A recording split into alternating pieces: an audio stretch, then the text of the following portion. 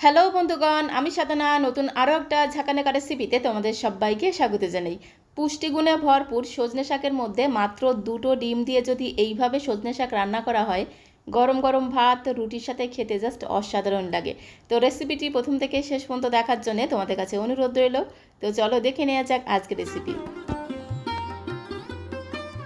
Healthy আর tasty সজনে শাকের এই দারুণ স্বাদের রেসিপিটি বানাতে এখানে আমি নিয়েছি একদম কচি কচি সজনে পাতা, সাথে নিয়েছি মাত্র 2টো ডিম। সজনে পাতা যদি এরকম কচি কচি হয় রান্নাটাও তাড়াতাড়ি হয়ে যায় আর খেতেও কিন্তু দারুণ লাগে। প্রত্যেকটা সজনে পাতাগুলোকে সজনে ডাল থেকে ঠিক এরকম করে বেছে নিতে হবে। সজনের যে ছোট ছোট ডাল আছে ডাল থেকেও কিন্তু পাতাগুলোকে খুব সুন্দর করে বেছে নিতে হবে। তো সজনে পাতাগুলোকে এইভাবে খুব ভালো করে বেছে নেওয়ার পরে 2-3 বার খুব ভালো করে জল দিয়ে ধুয়ে নিতে হবে। তো দেখো আমি সুন্দর করে কিন্তু পাতাগুলোকে বেছে নিয়েছি। প্রথমে পাতাগুলোকে খুব ভালো করে 2-3 বার জল দিয়ে ধুয়ে নেব। তারপরে সজনে পাতাগুলোকে ঠিক এইরকম করে একদম ঝিরিঝিরি করে কুচিয়ে নিতে হবে, তাহলে রান্নাটা তাড়াতাড়ি হয়ে যাবে। তো এইভাবে দেখো পাতাগুলোকে কুচিয়ে নিয়েছি। এখন এই পাতাগুলোকে একটু সেদ্ধ করে নিতে হবে, তার জন্য চলে যাব কড়াইয়ের কাছে। গ্যাসের ফ্লেমটা অন করে দিয়ে একটা কড়াই বসিয়ে দিয়েছি। কড়াইতে আমি চায়ের কাপের 1 কাপ পরিমাণে দিয়ে দিলাম জল। জলের মধ্যে সামান্য পরিমাণে একটু লবণ আর জাস্ট 1 চিমটির মতো দিয়ে দিলাম একটু খাবার সোডা বা বেকিং সোডা। তো এই লবণ আর খাবার সোডাকে দিয়ে খুব সুন্দর করে একদম ঘোটানাটা করে জলের সাথে মিশিয়ে নিতে হবে। তারপরে আগে থেকে কেটে রাখা সজনে শাকগুলোকে কড়াইয়ের মধ্যে দিয়ে দিতে হবে। এই সজনে শাকটা সেদ্ধ করার সময় জাস্ট 1 চিমটির মতো একটু খাবার সোডা বা বেকিং সোডা দেওয়ার কারণে সজনে শাকটা একদম নরম হয়ে যাবে। তো দেখো একটু নেড়েচেড়ে মেশাতে মেশাতেই দেখো শাকটা কত সুন্দর নরম হয়ে গেছে। তো খুব সুন্দর করে একটু ঘোটানাটা করে মিশিয়ে নিলাম। এখন ঢাকনাটা বন্ধ করে এই সজনে শাকটাকে 2 থেকে 3 মিনিট সময় ধরে একটু সেদ্ধ করে নেব। 2 থেকে 3 মিনিট সময় ধরে সজনে শাকটাকে সেদ্ধ করে নিয়েছি আর জলটাও দেখো শুকিয়ে গেছে। একটু ভালো করে নেড়েচেড়ে মিশিয়ে নেব আর খুন্তি দিয়ে এইভাবে একটু চেপে চেপে মিশিয়ে নেব। তো এইভাবে সেদ্ধ করার পরে একটু খুন্তি দিয়ে চেপে চেপে মিশিয়ে নিতে হবে, তাহলে দেখবে শাকটা খুব সুন্দরভাবে কিন্তু একদম গলে গিয়ে মিশে যাবে। খুব ভালো করে একটু নেড়েচেড়ে মিশিয়ে নিয়েছি। এখন একটা পাত্রের মধ্যে তুলে নেব। এই সজনে পাতা হলো পুষ্টির ভাণ্ডার। সজনে পাতার মধ্যে প্রচুর আয়রন, ক্যালসিয়াম, পটাশিয়াম আছে এবং প্রোটিনের এক অসাধারণ মিশ্রণ। তো দেখো সজনে পাতাগুলোকে খুব সুন্দর করে সেদ্ধ করে একটা পাত্রের মধ্যে তুলে নিয়েছি। ওই কড়াইটাকে খুব ভালো করে পরিষ্কার করে নিয়েছি। তারপরে কড়াইটা যখন গরম হয়ে গেছে কড়াইয়ের মধ্যে একটা শুকনো লঙ্কাকে একটু ছোট ছোট করে ছিঁড়ে দিয়ে দিলাম। খুব ভালো করে নেড়ে ছেড়ে শুকনো লঙ্কাটাকে একটু লালচে করে ভেজে নিতে হবে, তাহলে শুকনো লঙ্কার খুব সুন্দর একটা ভাজা ঘ্রাণ পাওয়া যাবে। শুকনো লঙ্কাটাকে একটু লালচে করে ভেজে নেওয়ার পরে এর মধ্যে আমি বড় চামচের 1 চামচ দিয়ে দিলাম পোস্ত। পোস্তটাকে দিয়ে জাস্ট মিনিটখানেক সময় ধরে একটু নেড়েচেড়ে হালকা করে ভেজে নিতে হবে।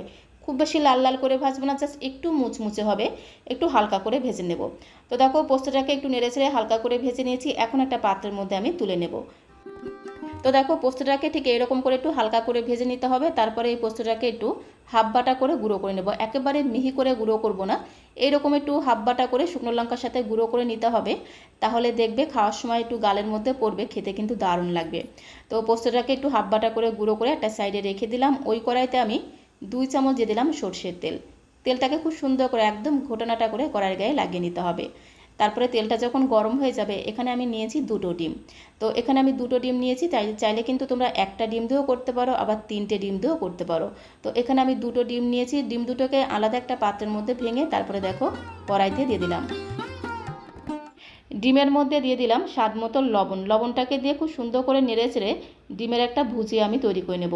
এই ডিমটাকে কিন্তু খুব বেশি লালচে করে ভাজা যাবে না, তাহলে ডিমের যে একটা সুঘ্রাণ সেই সুঘ্রাণটা বেরিয়ে আসবে।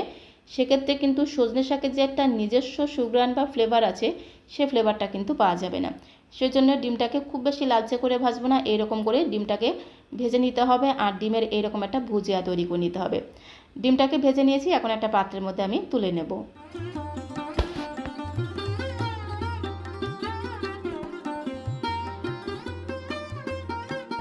ওই কড়াইতে দিয়ে দিলাম 2 চামচ সর্ষের তেল। শাক রান্নাতে তেলের পরিমাণটা বেশি হয়ে গেলে খেতে কিন্তু একদমই ভালো লাগে না।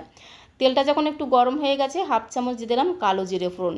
কালো জিরের পরিমাণটা একটু বেশি হলে খেতে কিন্তু দারুণ লাগবে। 3টে কাঁচা লঙ্কাকে মাঝখান থেকে ভেঙে দিয়ে দিলাম আর এখানে আমি 8 থেকে 10 কোয়ার মতো রসুনকে থেতো করে দিয়ে দিলাম। রসুনের কোয়াগুলোকে একটু থেতো করে দিলে খুব সুন্দর টেস্ট হবে। এবারে গ্যাসের ফ্লেমটা মিডিয়ামে রেখে রসুনের কোয়াগুলোকে খুব ভালো করে নেড়েচেড়ে একটু লালচে করে ভেজে নিতে হবে। তো দেখো রসুনের কোয়াগুলোকে একটু লালচে করে ভেজে নিয়েছি। রসুনের কাঁচা গন্ধটা চলে গিয়ে যখন খুব সুন্দর একটা ভাজা ঘ্রাণ বেরিয়ে আসবে তখন আমি এর মধ্যে দিয়ে দেবো পেঁয়াজ কুচি। একটা মিডিয়াম সাইজের পেঁয়াজকে ঝিরিঝিরি করে কুচি করে রেখেছিলাম, সেই ঝিরিঝিরি পেঁয়াজটাকে দিয়ে খুব সুন্দর করে একটু নেড়েচেড়ে মিশিয়ে নিতে হবে। তো দেখো গ্যাসের ফ্লেমটা মিডিয়ামে রেখে খুব ভালো করে পেঁয়াজটাকে রসুনের সাথে মিশিয়ে নিতে হবে। তারপরে আমি এর মধ্যে যে আলুটা কেটে রেখেছিলাম সেই আলুর পিসগুলোকে দিয়ে দেবো। আলু ভাজার সময় আমরা যেভাবে আলুটাকে কাটি তার থেকে সামান্য একটু মোটা করে এভাবে আলুটাকে কেটে নিয়েছিলাম। তো আলুটাকে দিয়ে খুব ভালো করে নেড়েচেড়ে মিশিয়ে নেব। তারপরে আলু আর পেঁয়াজটাকে একসাথে ভেজে নেব। আলুটাও ভাজা হয়ে যাবে, সাথে সাথে পেঁয়াজটাও কিন্তু লালচে করে ভাজা হয়ে যাবে। তো ভালো করে একটু মিশিয়ে নেওয়ার পরে এর মধ্যে আমি স্বাদ মতো দিয়ে দেবো লবণ আর দিয়ে দেবো হলুদের গুঁড়ো। লবণ আর হলুদ গুঁড়ো দিয়ে আবারও খুব ভালো করে একটু মিশিয়ে নেব।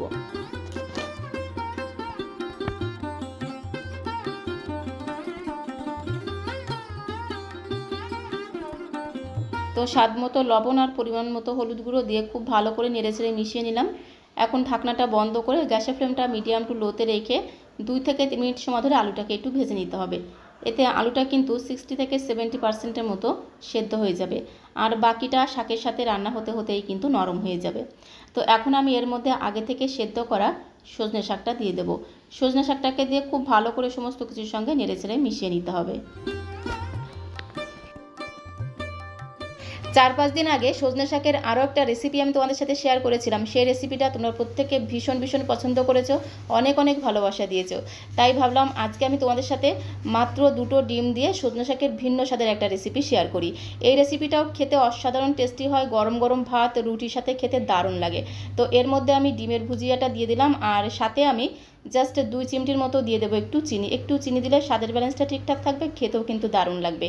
চিনিটা কিন্তু সম্পূর্ণ অপশনাল, চাইলে দিতে পারো আবার নাও দিতে পারো। তারপরে খুব ভালো করে এইভাবে মিশিয়ে নিতে হবে। তো ডিমের ভুজিয়া আর চিনিটাকে দিয়ে খুব সুন্দর করে নেড়েচেড়ে মিশিয়ে নিলাম। তারপরে আবারও ঢাকনাটা বন্ধ করে গ্যাসের ফ্লেমটা মিডিয়াম টু লোতে রেখে এই সজনে শাকটাকে আরও 3 থেকে 4 মিনিট সময় ধরে রান্না করে নিতে হবে। তাহলে এই ডিমটা খুব সুন্দরভাবে শাকের সাথে মজে যাবে, যার কারণে এই সজনে শাকের টেস্ট আরও দ্বিগুণ বেড়ে যাবে। তো আরও 3 থেকে 4 মিনিট সময় ধরে শাকটাকে রান্না করে নিয়েছি। ঢাকনাটা খুলে আরও একবার খুব ভালো করে নেড়েচেড়ে মিশিয়ে নেব। আর এই শাকের মধ্যে জাস্ট 1 চিমটির মতো একটু খাবার সোডা দেওয়ার কারণে শাকটা দেখো কত সুন্দর একদম নরম হয়ে গিয়ে মিশে গেছে। খাবার সোডার পরিমাণটা কিন্তু বেশি দেওয়া যাবে না, জাস্ট 1 চিমটেই কিন্তু যথেষ্ট। বেশি হয়ে গেলে আবার শাকের টেস্টটাই কিন্তু নষ্ট হয়ে যাবে। খুব সুন্দর করে দেখো একটু নেড়েচেড়ে মিশিয়ে নিলাম। এখন আমি এর মধ্যে যে পোস্ত আর শুকনো লঙ্কাটাকে একটু হালকা করে ভেজে হাফ গুঁড়ো করে রেখেছিলাম, সেই পোস্ত আর শুকনো লঙ্কার গুঁড়োটাকে দিয়ে দিলাম। এই পোস্তর গুঁড়োটাকে নামানোর আগে দিতে হবে। তো পোস্ত আর শুকনো লঙ্কার গুঁড়োটাকে দিয়ে খুব ভালো করে একটু নেড়েচেড়ে মিশিয়ে নেব। আর এইভাবে একটু নেড়েচেড়ে রান্না করতে করতেই দেখবে কি সুন্দর একটা ঘ্রাণ তোমরা পাবে। সজনে শাকের যেহেতু নিজস্ব একটা ঘ্রাণ আছে, খুব সুন্দর একটা ঘ্রাণ তোমরা পাবে। পোস্ত আর শুকনো লঙ্কার গুঁড়োটাকে দিয়ে খুব সুন্দর করে একটু ঘোটানাটা করে মিশিয়ে নিলাম। তারপরে আবারও ধামাচাপা দিতে হবে, মানে ঢাকনাটা বন্ধ করে জাস্ট মিনিট খানেকের জন্য একটু শাকটাকে রান্না করে নিতে হবে। এতে পোস্তটা খুব সুন্দরভাবে শাকের সাথে মিশে যাবে, যার কারণে শাকের টেস্ট আরও দ্বিগুণ বেড়ে যাবে। খুব সুন্দর করে একটু নেড়েচেড়ে মিশিয়ে নিলাম। আর একটু শুকনো লঙ্কা ভেজে গুঁড়ো করে দেওয়ার কারণে এই শাকের গন্ধ আর টেস্ট কিন্তু দ্বিগুণ বেড়ে যায়। তো গ্যাসের ফ্লেমটা বন্ধ করে দিলাম। শাকটা কিন্তু একদমই রান্না করা হয়ে গেছে। এখন একটা প্লেটের মধ্যে আমি সার্ভ করে দেবো। তো বন্ধুগণ, পুষ্টিগুণে ভরপুর সজনে শাক এইভাবে একবার ডিম দিয়ে রান্না করে খেয়ে দেখতে পারো। গরম ভাতের প্রথম পাতে খেতে যেমন দুর্দান্ত লাগে, আবার রুটি পরোটার সাথে খেতেও কিন্তু দারুণ লাগে। রেসিপিটি ভালো লাগলে একটা লাইক আর শেয়ার করে দেওয়ার অনুরোধ রইল।